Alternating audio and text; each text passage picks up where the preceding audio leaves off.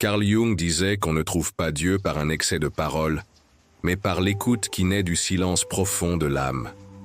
Ce n'est pas le silence forcé, ni celui de la résignation. C'est le silence qui s'installe quand l'ego, fatigué de vouloir tout contrôler, finit par se retirer, quand les bruits du monde n'arrivent plus à distraire, et que le besoin de comprendre laisse place à une simple présence. C'est à cet instant-là, presque invisible, souvent solitaire, que le sacré se révèle. Pas comme une image, ni comme un dogme, mais comme une présence qui ne cherche pas à s'expliquer, mais qui transforme tout. Jung observait que les expériences spirituelles les plus authentiques ne survenaient pas dans des moments de gloire, mais dans des instants d'abandon, quand l'individu cesse de lutter et qu'alors quelque chose de plus grand commence à s'approcher. Dans les rêves, cet appel apparaît de manière symbolique. Une silhouette lumineuse dans un espace vide, une lumière qui traverse une forêt sombre, un temple silencieux au milieu du désert. Dans la vie réelle, cela peut se manifester comme une paix soudaine au cœur du chaos. Des larmes sans raison, mais pleines de sens. Un instant où le temps s'arrête et tout a du sens, même sans explication. Jung voyait le soi, ce centre profond de la psyché, comme le point où l'humain touche au divin. Non pas parce que le ciel est Dieu, mais parce que c'est là que l'âme cesse de s'identifier uniquement à la forme et commence à se souvenir de son origine. Et ce souvenir ne vient pas dans le bruit, il surgit quand tout devient calme à l'intérieur. C'est pourquoi, pour Jung, Dieu n'est pas au sommet, mais au plus profond, au cœur du silence intérieur.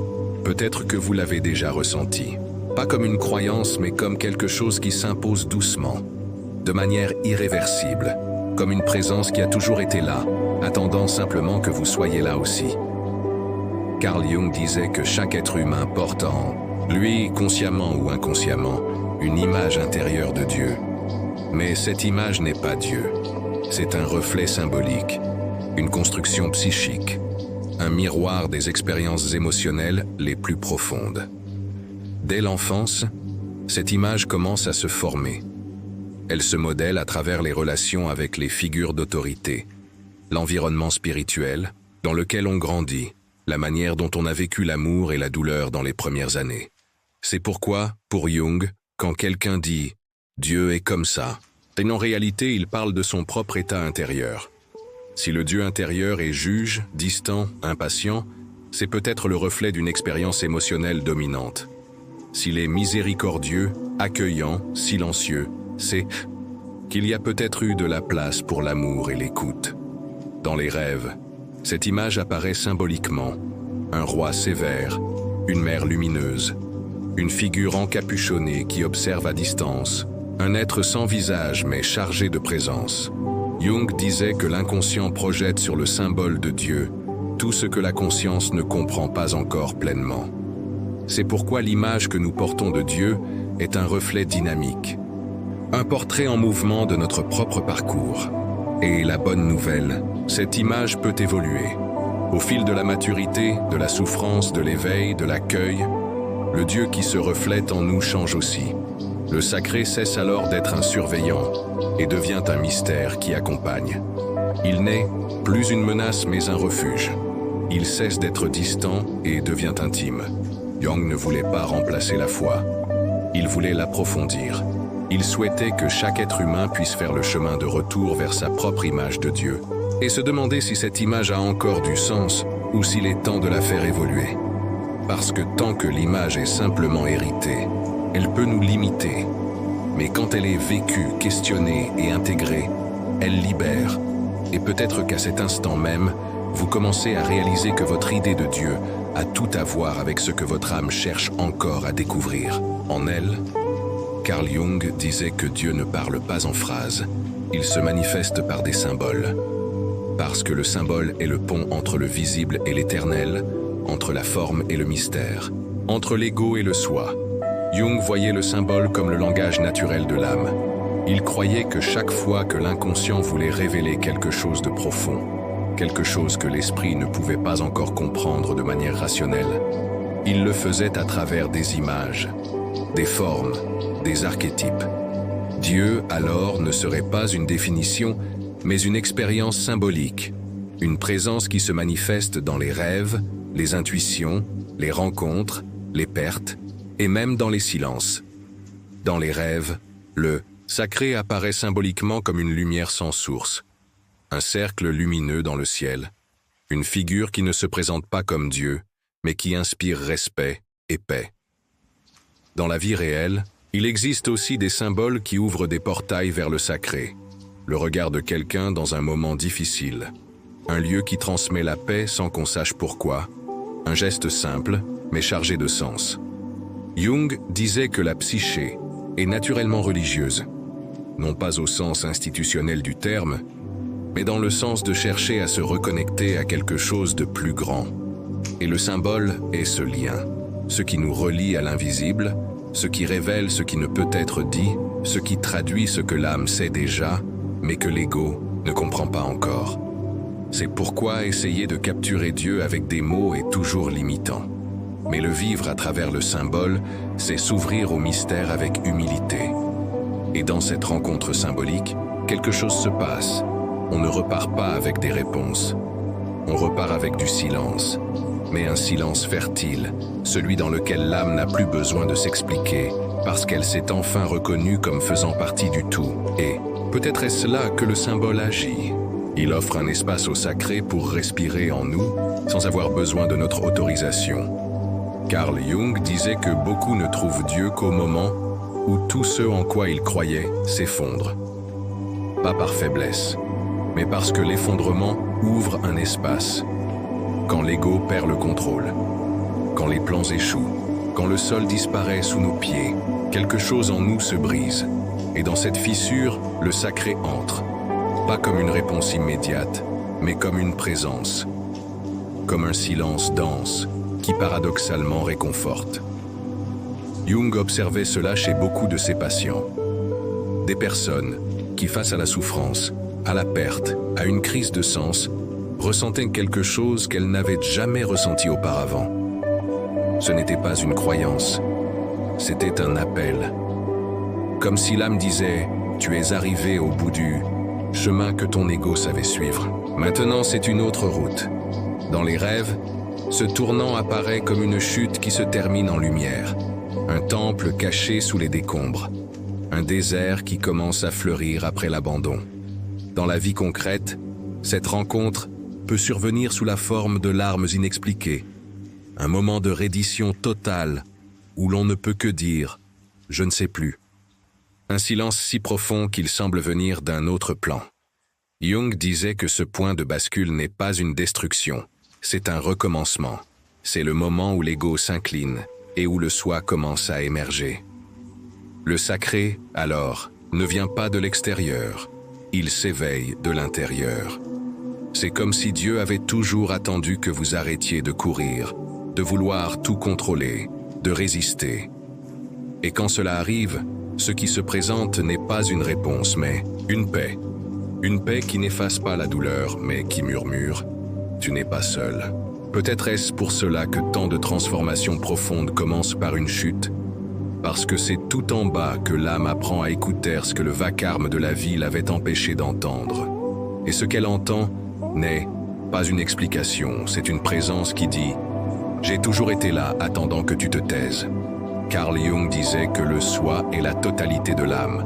C'est le centre organisateur le plus profond de la psyché, et en même temps, le lieu où le sacré se manifeste, non pas comme un Dieu extérieur, mais comme un noyau intérieur qui transcende l'ego et relie la personne à quelque chose de plus grand qu'elle-même.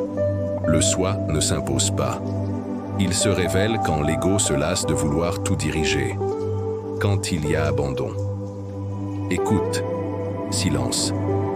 Jung voyait dans le soi la demeure symbolique du divin. Et il disait que les grandes religions du monde, dans leur essence, ont toujours pointé vers cela.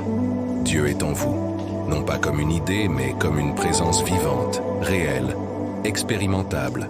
Dans les rêves, le soi apparaît souvent comme un centre lumineux, une mandala, une figure, qui réunit les contraires, le jeune et le vieux, l'homme et la femme, l'ombre et la lumière. Dans la vie quotidienne, Le soi se manifeste par des intuitions profondes qui guident sans bruit, des perceptions subtiles qui donnent un sens à ce qui semblait être du chaos, un sentiment d'unité qui surgit même au cœur de la douleur. Jung ne disait pas que le soi est Dieu, mais qu'en entrant en contact avec le soi, l'âme vit une expérience du sacré. C'est comme si l'on se souvenait de quelque chose que l'on a toujours su, quelque chose qu'aucune doctrine n'a jamais pu vraiment expliquer, mais qui a toujours été là, silencieusement, au centre de tout. Et cette rencontre ne demande pas de rituel complexe. Il faut du courage pour regarder à l'intérieur, pour traverser le vacarme, pour se rendre au mystère. Car le soi ne crie pas, il murmure. Et son murmure ne peut être entendu que lorsque l'âme est vraiment à l'écoute. Peut-être est-ce pour cela que tant de gens disent avoir rencontré Dieu au moment précis où ils ont tout perdu. Parce que là, au cœur de l'absence brille quelque chose qui ne dépend pas d'une croyance, mais seulement d'une présence. Et quand cette présence est ressentie, l'âme ne peut plus jamais redevenir la même. Parce que celui qui a touché le ciel l'a touché. Même si ce n'était qu'un instant, le point où l'humain rencontre l'éternel. Carl Jung disait que l'âme n'entend le sacré que lorsque le bruit de l'ego se tait. Il ne s'agit pas de prier plus fort, ni de répéter des formules toutes faites, mais de se taire à l'intérieur, jusqu'à ce que quelque chose de plus grand puisse être entendu. Le silence, pour Jung, n'est pas absence de son. C'est une présence totale. C'est un état de l'âme, un terreau, fertile où le soi peut éclore, un espace intérieur où le mystère reçoit enfin la permission de se montrer. Dans les rêves, ce silence apparaît comme une pièce vide où tout prend sens, une figure qui transmet la paix sans dire un mot, un moment de pause au milieu de la tempête. Dans la vie réelle, il surgit quand vous choisissez de ne pas répondre et que vous ressentez la paix. Quelque chose de difficile arrive et votre âme observe simplement, sans juger. Vous vous asseyez en silence et pour la première fois, vous vous sentez entier. Jung voyait dans le silence un outil de transformation. Parce que dans le silence, les masques tombent, les voix intérieures s'alignent et l'essentiel, ce qui était enfoui sous le bruit, finit par apparaître. Il disait que le monde moderne a peur du silence parce qu'il révèle. Il révèle ce que l'ego cache, ce que la précipitation camoufle, ce que les discours rationnels ne peuvent pas guérir. Et c'est pourquoi se taire devient un acte spirituel, un geste de courage, une invitation au sacré. Pas à ce sacré qu'on crie depuis les pupitres, mais à celui qui se glisse dans les instants simples, dans une pause, un regard, une respiration que vous remarquez enfin. Peut-être est-ce pour cela que les expériences les plus profondes de la vie n'arrivent pas dans l'euphorie, mais dans le silence. C'est dans le silence que vous percevez la présence. C'est dans le silence que le soi se manifeste. C'est dans le silence que Dieu répond, pas avec des mots, mais avec une certitude qu'on ne peut expliquer, seulement vivre. Et cette certitude, une fois ressentie, change tout, sans rien changer à l'extérieur. Cao Yun disait que beaucoup cherchent Dieu dans les hauteurs et oublient de le chercher, dans les interlignes de la vie. Ce n'est pas dans les visions extraordinaires que le sacré se révèle le plus souvent. C'est dans le geste simple, la pause inattendue, la coïncidence qui réveille quelque chose en nous. Yun appelait cela la synchronicité, des événements extérieurs qui coïncident avec un état intérieur font percevoir à l'âme que une force plus grande guide les détails. Dans les dits rêves, cette prise de conscience peut apparaître comme un détail qui se répète dans des contextes différents. Un animal qui surgit et guide en silence. Un objet banal qui brille d'un sens symbolique. Dans la vie quotidienne, cela se passe ainsi. Vous pensez à quelqu'un, et cette personne appelle. Une phrase dans un livre semble avoir été écrite pour vous. Un inconnu vous dit quelque chose qui allume une réponse que vous ne saviez même pas chercher. Pour Jung, ces petites manifestations ne sont pas de simples hasards. Elles sont le langage du sacré, parlant tout bas à ceux qui ont appris à écouter. Il disait que plus on s'approche du soi, plus on devient sensible à ces signes, et moins on a besoin de preuves, car on commence à reconnaître Dieu. non pas comme un être lointain, mais comme une présence constante qui danse dans les détails du monde. C'est pourquoi, les yeux entraînés, à l'intériorité voient de la beauté là où personne ne la voit, ressentent de la gratitude dans de petits instants, trouvent du sens même dans ce qui semble banal. Non pas parce qu'ils idéalisent, mais parce qu'ils ont appris à reconnaître le mystère là où il réside vraiment, dans le simple, dans le présent, dans l'invisible. Peut-être est-ce pour cela que les plus silencieux semblent souvent les plus proches de Dieu. Ils n'ont pas besoin de grands miracles, car ils vivent déjà attentifs aux petits. Et peut-être que le vrai secret est là. Dieu n'a jamais cessé de se manifester. C'est l'âme qui a perdu l'habitude d'écouter avec le cœur. Mais quand cette écoute revient, la vie entière devient symbole, et le commun devient sacré. Cao Yun disait qu'après une véritable rencontre avec le sacré, la vie continue. Mais quelque chose en vous ne sera plus jamais pareil.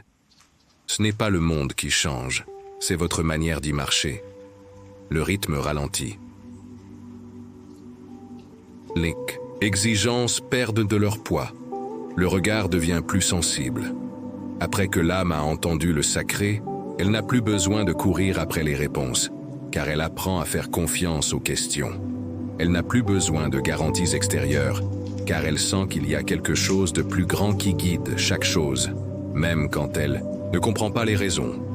Dans les rêves, ce changement apparaît comme une rivière autrefois agitée qui devient paisible. Une maison reconstruite à l'endroit même de la ruine. Un chemin inconnu, mais qui n'effraie plus.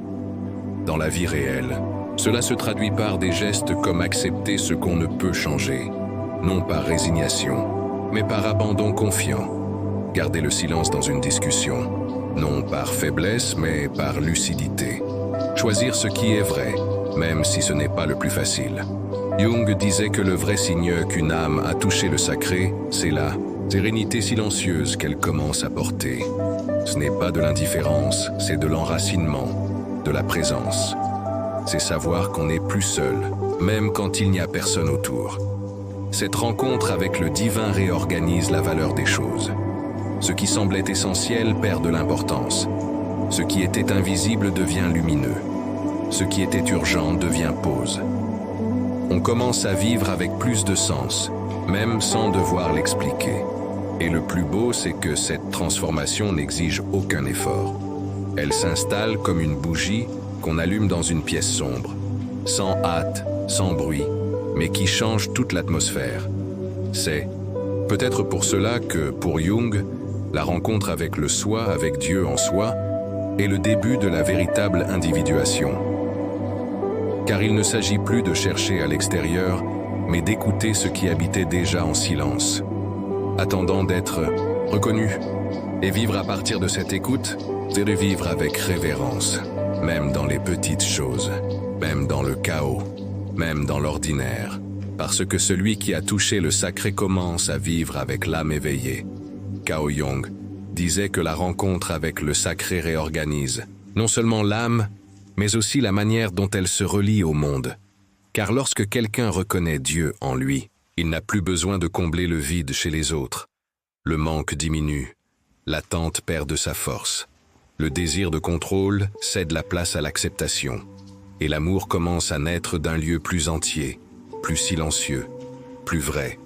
Dans les rêves, ce changement se manifeste par la réconciliation avec une figure autrefois redoutée, les retrouvailles avec quelqu'un qui ne fait plus mal, un cœur qui brille au centre d'un jardin. Dans la vie réelle, il se manifeste ainsi. On commence à écouter davantage et à réagir moins. On ressent moins le besoin de convaincre et, plus la volonté de comprendre, on reconnaît que tout ne peut être conservé. Et malgré cela, on choisit de rester là où l'âme sent la paix. Jung disait que, lorsque le soi est intégré, les liens cessent d'être de simples échanges émotionnels. Ils deviennent des chemins d'expression de l'âme, des espaces de révélation, des miroirs où le sacré continue de se manifester, cette fois entre deux êtres humains. Cela ne signifie pas que tout devient facile, mais que l'amour cesse d'être une exigence et devient une offrande, cesse d'être une attente et devient un choix, cesse d'être une prison et devient un chemin. On commence à choisir avec plus de vérité, s'éloigner sans culpabilité, à rester sans effort, à aimer sans attendre de retour, parce qu'on comprend que tout est passage, mais aussi que certaines présences sont des manifestations du divinet, méritent d'être vécues avec profondeur. Jung disait que, pour ceux qui ont déjà touché Dieu, les relations cessent d'être, un territoire de possessionnés deviennent un espace de rencontre. Une rencontre d'âmes qui reconnaissent, l'une dans l'autre, le même silence qui un jour les a accueillis. Et c'est peut-être là l'amour le plus rare qui soit, celui qui naît après le sacré, qui n'a plus besoin de l'autre pour exister, mais qui, en rencontrant l'autre, ravive encore davantage l'étincelle qu'il porte en lui. Au fond, Jung n'offrait pas une définition de Dieu, il offrait un chemin d'écoute, de silence, d'intégration. Car le sacré, pour lui, n'était pas quelque chose à atteindre, mais quelque chose à reconnaître. On le reconnaît dans l'absence de bruit, dans la chute de l'ego, dans la présence qui vient lorsque tout le reste se tait. Jung disait que Dieu ne répond pas avec des mots. Il répond avec une paix qui ne dépend d'aucune circonstance, une lucidité qui n'a pas besoin d'explication, un silence qui, paradoxalement, remplit tout. Et après cette rencontre, vous vivez toujours dans le même monde, mais vous ne vivez plus de la même manière. Vous écoutez, plus vous jugez moins, vous marchez avec légèreté, vous aimez avec vérité, vous commencez à voir Dieu dans les petites choses, dans le regard de quelqu'un, le vent à la fenêtre, un rêve qui revient, un geste que personne n'a vu mais qui a touché votre âme. Et c'est peut-être cela le plus grand changement de tous. Dieu cesse d'être une quête et devient une demeure.